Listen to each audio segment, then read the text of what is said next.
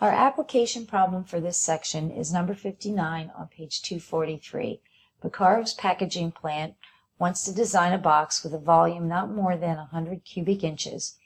And we're going to do that by cutting squares from each corner of a piece of cardboard that's 12 inches by 15 inches. We're then going to fold up those flaps to make an open box. So the question is, what size squares can we cut from the cardboard to keep our volume less than 100 cubic inches? So I have the picture there, and this is very similar to one that we did in chapter 1. So we're going to write an equation for the volume of the box, and we're going to solve it to find the sections that'll work. Our volume is going to be a height of x inches, and the two side lengths will be 12 minus 2x times 15 minus 2x, and we want that to be less than or equal to 100 cubic inches. Now, in order to solve this, we want to use a procedure we used before, so really we need this to have a 0 on the right-hand side.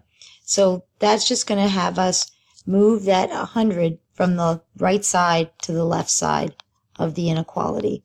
So our inequality is going to be x times 12x minus 2 times 15 minus 2x minus 100. So now we're going to be less than or equal to 0. Now the best way to do this is to put it in the graphing calculator.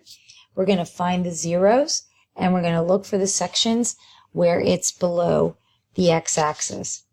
So I went ahead and put it in the graphing calculator. So here's our equation.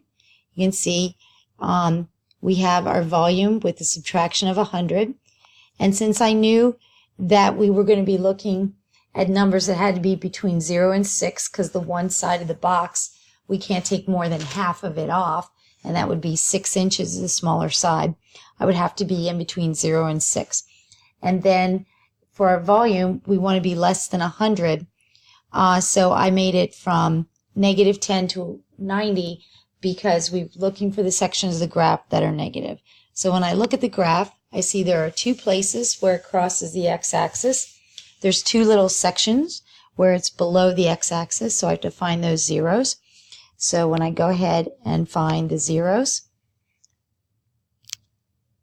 what I'm going to find is the lower 0 first.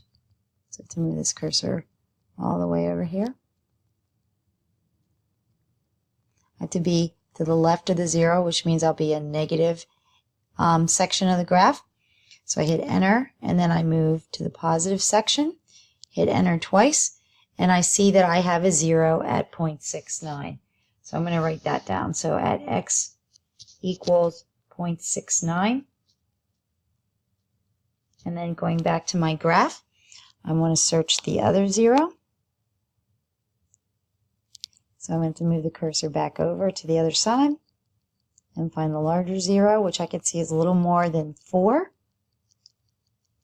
And coming over here. So anywhere right here is good.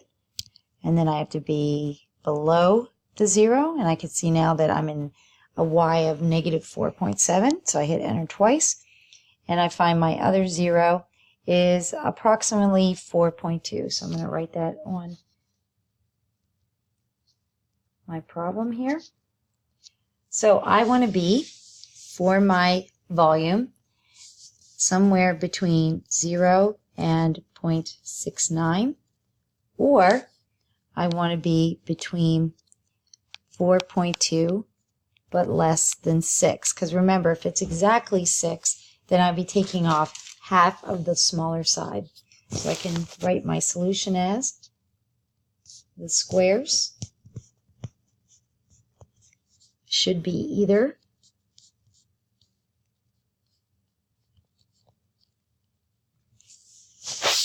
between 0